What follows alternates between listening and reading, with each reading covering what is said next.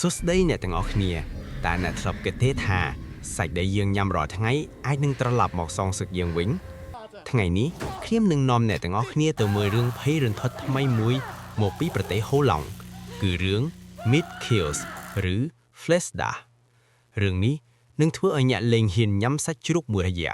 ព្រោះវាជារឿងរ៉ាវរបស់ឃាតករមុខជ្រូកដែលដេញសម្លាប់មនុស្សយកមកធ្វើជាសាច់វិញម្ដងតោះកុំឲ្យខាត់ពេលយូរយើងទៅតាមដានទាំងអស់គ្នា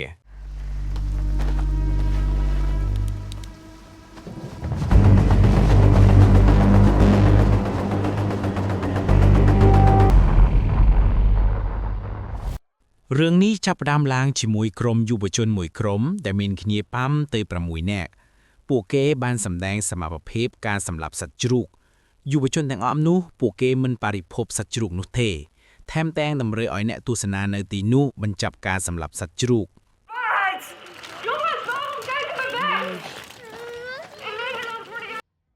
នៅពេលយប់មកដល់ការផឹកស៊ីជួបជុំគ្នាការសប្បាយក៏ចាប់ផ្ដើមយុវជនទាំងអស់នោះក៏ចាប់ផ្ដើមផ្ដុំគំនិតគ្នាទៅការដ្ឋានចិញ្ចឹមជ្រូកនោះដែរនៅជិតផ្ទះរបស់ពួកគេដើម្បីចាប់ពលករទាំងអស់នោះមកធ្វើទារុណកម្មដូចសត្វជ្រូកវិញម្ដងព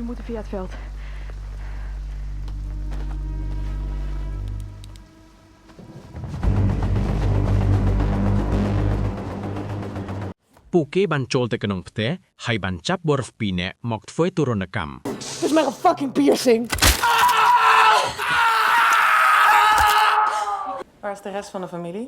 ពួកគេបាននាំបុរសទាំងនោះទៅកន្លែងសម្លាប់ជ្រូកដើម្បីធ្វើសកម្មភាពដូចការសម្លាប់សត្វជ្រូកដោយរាល់ដងដែលពួកគេបានធ្វើអ្វីកាន់តែអាក្រក់ទៅនៅពេលដែលពួកគេបានរកឃើញមិត្តភក្តិម្នាក់ដែលបាត់ខ្លួននោះបានក្លាយជាសពដែលមានសភាពគួរឲ្យខ្អើមរអើមបំផុត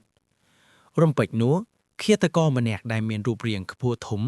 ពាក់មុខរបាំងមុខជ្រូកនិងកាន់ឧបករណ៍ឆក់សត្វជ្រូកបានលេចមុខឡើងម្នាក់ភ័យស្លន់ស្លោរត់យកប្រាណរៀងខ្លួនប៉ុន្តែវាមិនងាយស្រួលនោះទេព្រោះឃាតករម្នាក់នេះស្គាល់ទីតាំងច្បាស់ដូចបាតដៃការដេញសម្លាប់បានចាប់ផ្ដើមឡើងម្ដងម្នាក់អ្នកខ្លះត្រូវវាប្រើទំពក់ធ្ភក់មាត់ឯអ្នកខ្លះទៀតត្រូវវាយកទៅព្យួរទុកដូចជាសាច់ជ្រូកនៅក្នុងបន្ទប់ត្រជាក់អញ្ចឹងឈានមកដល់វគ្គចុងក្រោយតួអង្គដែលនៅសេសសល់ព្យាយាមរកវិធីតស៊ូដើម្បីរស់ពួកគេបានដឹងថាឃាតករមុខជ្រូកនេះមិនមែនសម្លាប់មនុស្សដើម្បីតែសប្បាយនោះទេប៉ុន្តែវាជាផ្នែកមួយនៃពិធីសាសនាឬការសងសឹកចំពោះអ្នកដែលចូលចិត្តបំផ្លាញជីវិតសត្វតើទូឯកស្រីរបស់យើងអាចគេចផុតពីកណ្ដាប់ដៃឃាតករសាហាវម្នាក់នេះដែរឬទេបុរសមុខជ្រូកនោះចាប់ផ្ដើមធ្វើទរណកម្មដូចសត្វជ្រូកម្ដងមួយក្នុងកំឡុងពេលនោះទូឯកស្រីរបស់យើងបានគេចផុតពីកណ្ដាប់ដៃបុរសមុខជ្រូកនោះចាប់ផ្ដើមដើររកតួឯកស្រីដោយដៃរបស់បុរសនោះកាន់ម៉ាស៊ីនតាំងតោមុតស្រួយតួឯកស្រីរបស់យើងនៅតែបន្តរត់គេចដូចឆ្មាដេញចាប់កំដរនៅផ្លូវមួយនោះតួឯករបស់យើងក៏សម្រេចចិត្តតតាំងជាមួយនឹងបុរសនោះដោយគាត់បានសង្ងុំក្នុងសាច់ជ្រូកដែលបានក្លាស់សេទុកហើយគាត់ក៏បានលោតទៅខំបុរសនោះធ្វើឲ្យគាត់ដួលទៅនឹងតុបន្ទាប់មកតួស្រីរបស់យើងក៏សម្លាប់បុរសមុខជ្រូកនោះចោលទៅសូមអរគុណសម្រាប់ការតាមដានកុំភ្លេចចុច like និង subscribe ដើម្បីទទួលបានវីដេអូសម្រាប់រឿងថ្មីៗទៀតជួបគ្នាដងក្រោយ